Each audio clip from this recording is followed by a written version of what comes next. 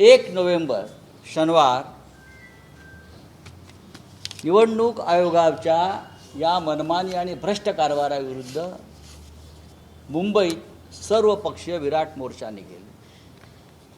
महाराष्ट्राच्या जिल्ह्यातून गावागावातून मतदानाचा अधिकार गमावलेले लाखो लोक इथे येतील आणि मतदारांची ताकद जी आहे ही देशाच्या पंतप्रधानांना, गृहमंत्र्यांना, निवडणूक आयोगांना दाखवली जाईल।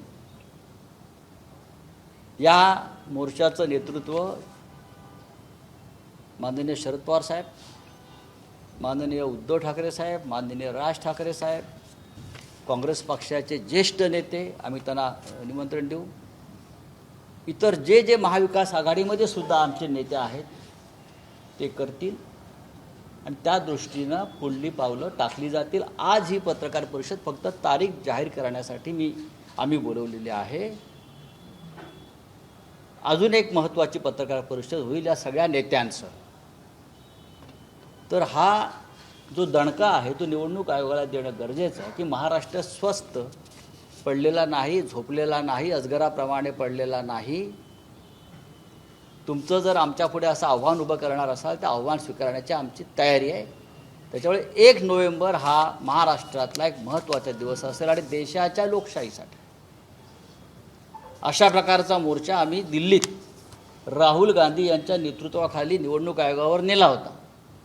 तेव्हासुद्धा सर्व पक्षाचे प्रमुख नेते रस्त्यावर उतरले होते, त्यात माननीय शरद पवार साहेबसुद्धा होते।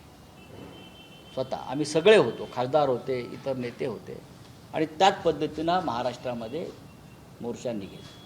मी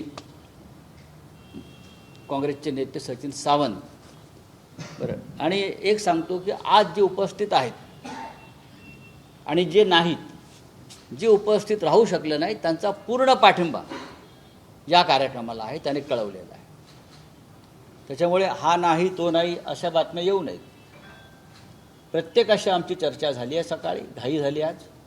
प्रत्येकाचा पाठिंबा या आमच्या आंदोलनाला आणि मोर्चाला आहे।